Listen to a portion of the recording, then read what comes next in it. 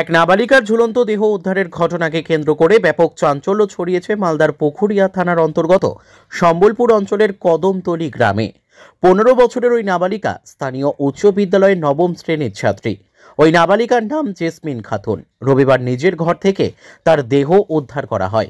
তারপর পরিবারের সদস্যরা হাসপাতালে নিয়ে এলে মৃত্যু নিশ্চিত করেন চিকিৎসকরা।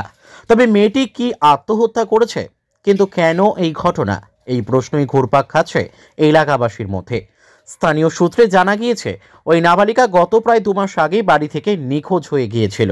সে সময় পুলিশের কাছে নিখোঁজের অভিযোগ জানায় পরিবারের সদস্যরা।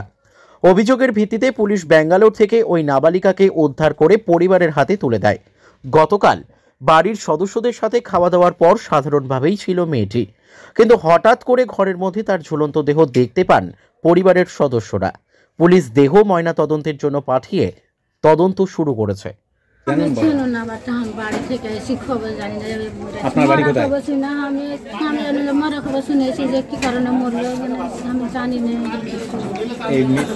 ছেলে তো আমাদের ডিটেলস কিছু জানা নেই। কালকে হঠাৎ করে 1টার পর 1:30 নাগাদ ও পাশের বাড়িতে যাবে জাসমিন বিয়েটা যেটা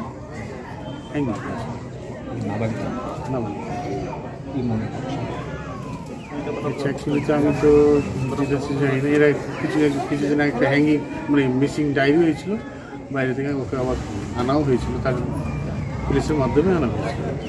কিছু প্রবলেম ছিল, যেহেতু একটু ডিপ্রেশনে ভুগছিল, হয়তো বাইরে চলে গেছিলো মেয়েটা বাড়িতে। আমার ধারণা এই অবস্থায় হ্যাঙ্গিং হওয়ার পরে আমরা চলে গেছি।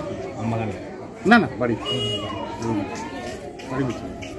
বাড়িতে তো অ্যাকচুয়ালি তো বাবা তো বাইরে কাজ করে, বাইরে কেউ নাই বাড়িতে। মা বিড়ির কাজ করতো, বাইরে বিড়ি মারছিল। একটা মেয়ে তো বিয়ে দিয়ে, বড় মেয়ের তো বিয়ে দিয়ে হয়ে গেছিল, আর একটা মেয়ে ছিল। যেহেতু পরিবার একটু সংকট, একদম নিরীহ পরিবার, যেহেতু শুধু ওই যে বিড়িগুলো করছিল, বিড়ি মারছিল।